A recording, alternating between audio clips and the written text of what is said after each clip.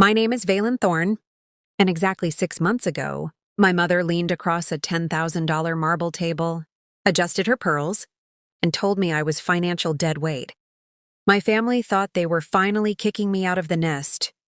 They thought they were stripping me of my dignity, my home, and my future. What they didn't realize was that I didn't just own the nest. I owned the entire tree. Before I tell you how I turned their final dinner into their final paycheck, do me a favor. Drop a comment below and let me know where in the world you are watching from right now. I love seeing how far these stories of justice travel. And if you believe that success is the best revenge, hit that subscribe button and turn on notifications. You won't want to miss how this empire crumbled. The setting was the Thorne Estate in Greenwich, Connecticut. It's the kind of house that looks like a museum, but feels like a freezer. Everything is white, cold, and expensive. My father, Arthur Thorne, sat at the head of the table. He's a man who measures a person's worth by the brand of their watch. To his right was my mother, Eleanor, who hasn't had a genuine emotion since the 90s. And then there was Cassandra, my older sister. Cassandra was the golden child. She worked in high-end wealth management, which mostly meant moving Dad's money around and acting like she built the world with her own two hands. I arrived in a hoodie and sneakers. I had just spent 48 hours straight in a windowless office with my co-founder and tech genius, Leo Vance. We were weeks away from launching Aegis, a cybersecurity platform that was about to make every traditional bank look like a lemonade stand. I was exhausted, hungry, and covered in coffee stains. To my family, I looked like a failure. To me, I looked like a woman who was about to change the world. Valen, Eleanor started, her voice like a paper cut. We've been patient. We let you go to that state school instead of the Ivy League. We let you tinker with your little computer projects for years. But enough is enough. Arthur set his silver fork down with a definitive clink. We've reviewed the family ledgers, Valen. Your startup hasn't yielded a single cent of profit. You're 28 years old. It's time you stopped playing house and started being a thorn. Cassandra smirked, swirling a glass of wine. That cost more than my first car. I tried to tell her, Dad. I even offered to get her an internship, filing papers at my firm, but she's too proud. Meanwhile, I just closed a deal for the Sterling account. 8 figures.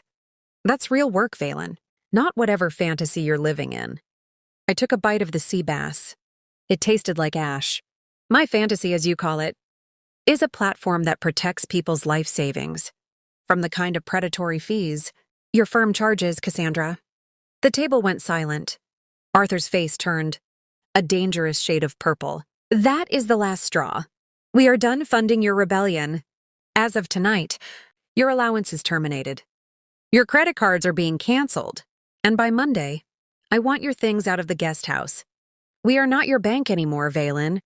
Get out. I didn't cry. I didn't scream. I actually felt a strange sense of relief. Are you sure about that, Dad? I asked quietly.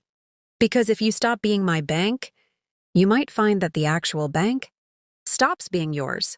Eleanor laughed, a dry, hollow sound. Oh, listen to her. The tech mogul is making threats. It's pathetic, really. I pulled my phone out. I had a message from Leo. It simply said, "The bridge is live. You have full access. Execute whenever you're ready." You see, my family always thought I was the black sheep because I wasn't interested in their social clubs. But what they forgot was that my grandfather, Silas Thorne, was the one who actually built this fortune. And Silas hated the way my father handled money.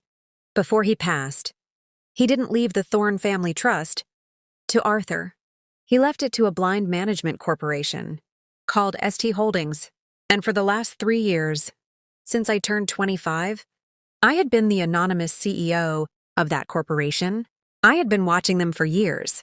I watched Arthur make bad bets on oil. I watched Eleanor spend 6 figures a month on charity galas that were really just parties for her friends. And I watched Cassandra.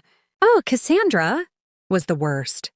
Before I go, I said, leaning back, I think we should talk about the Sterling account. Cassandra just mentioned. Cassandra's smirk faltered. What about it? I know you lied to the Sterling Group, Cassie. I know you told them that my company, Aegis, was under federal investigation, so they wouldn't use our security software. You tried to tank my funding round, to force me back into the family business, where you could control me. Cassandra went pale. I was protecting the family name. Your company is a risk. No, I countered. You were scared. You were scared that a 28-year-old, with a little computer project, was about to make your entire career obsolete. And Dad, you knew she did it. You encouraged it. Arthur slammed his hand on the table. Enough! I don't care about your petty squabbles. You are cut off! Leave!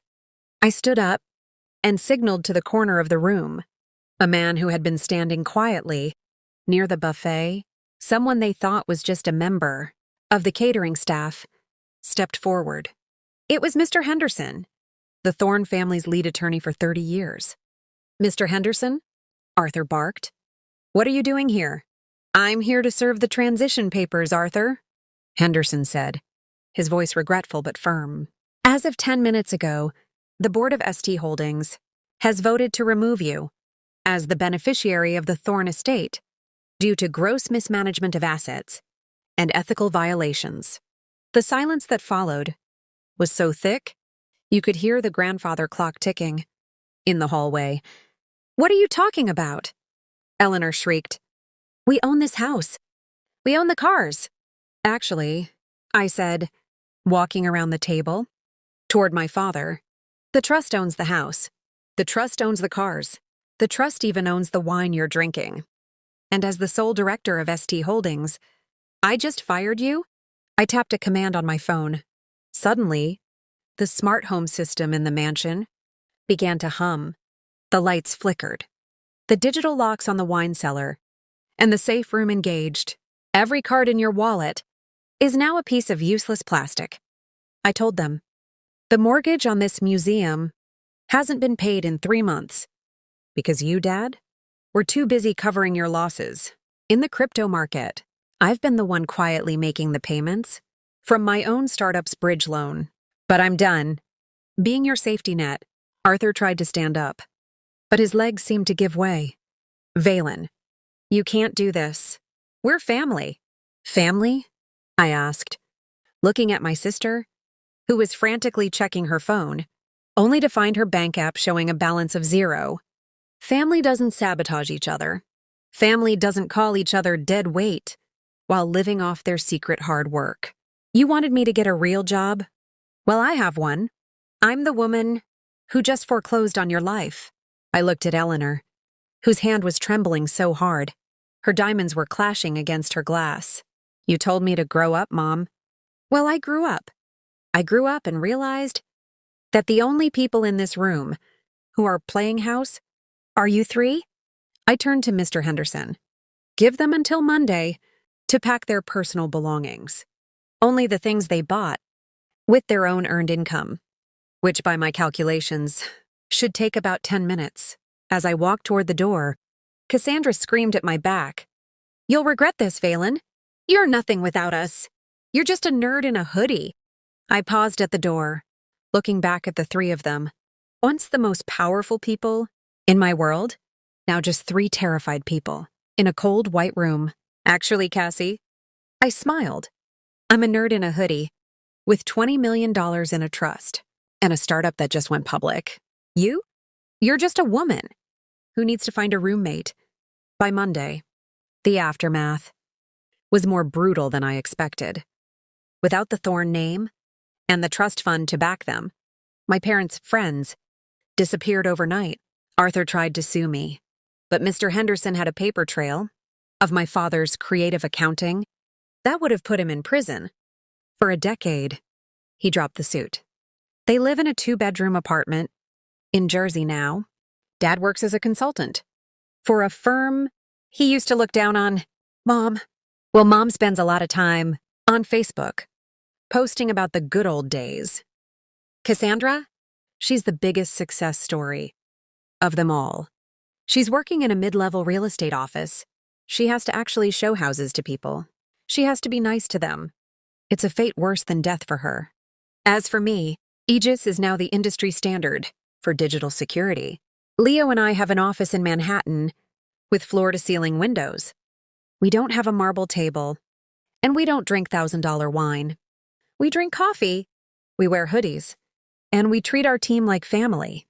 Because I know now what a real job looks like.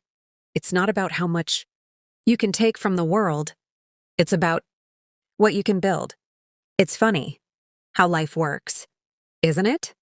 The people who try to pull you down are usually the ones who are terrified.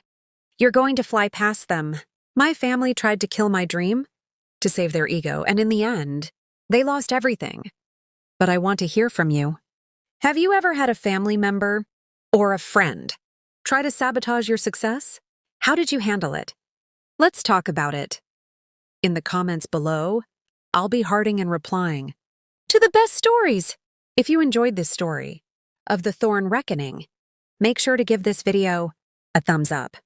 It really helps the channel grow, so we can keep bringing you stories of justice and triumph. And if you haven't already, hit that subscribe button and click the bell icon. We have some incredible stories coming up that you absolutely do not want to miss. Remember, don't let anyone tell you that your dream is too small. Sometimes, the little project you're working on is the very thing that's going to set you free.